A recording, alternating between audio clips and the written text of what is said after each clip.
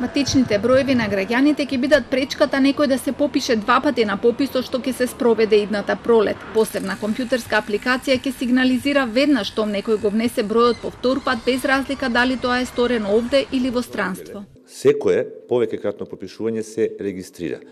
Апликативното решение не дозволува некој лице два пати да биде попишано. Ако веќе е попишано, веднаш ќе сугерира на попишувачот дека тоа лице е попишано и дека нема потреба за него да прибира податоци. И ова не е случај само за лицата кои што се надвор, значи било кое лице може да се попише и по повеќе пати. Студенти кои што студираат на друго место, нивните домаќинства се на друго место, може да дадат податоци и лично, може да даде некој друг во нивно име. Значи можноста за двојно или повеќекратно попишување е елиминирана во секој случај.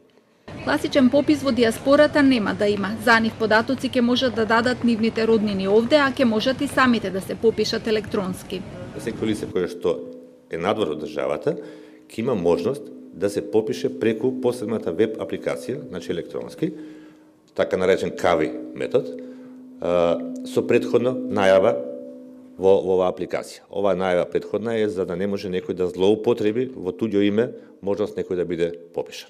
Ова ќе биде прв попис по 16 години. Ќе се спроведе идната година од 1 до 21 април и ќе ја чини државата околу 8,5 милиони евра. Покрај бројот на населението, становите и зградите ќе се попишува и се што поседуваат домаќинствата. Ќе се собираат и податоци за географските, економските, образовните, миграцијските, културолошките и религиозните карактеристики, вклучена и графа за етничката припадност.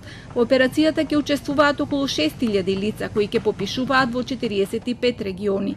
За прв пат ќе се користи комбиниран метод, односно ќе има и класично попишување лице в лице, а ќе се користат и електронските бази на податоци од институциите. Попишувачите ќе носат лаптопи, а прашањата ќе се пополнуваат електронски.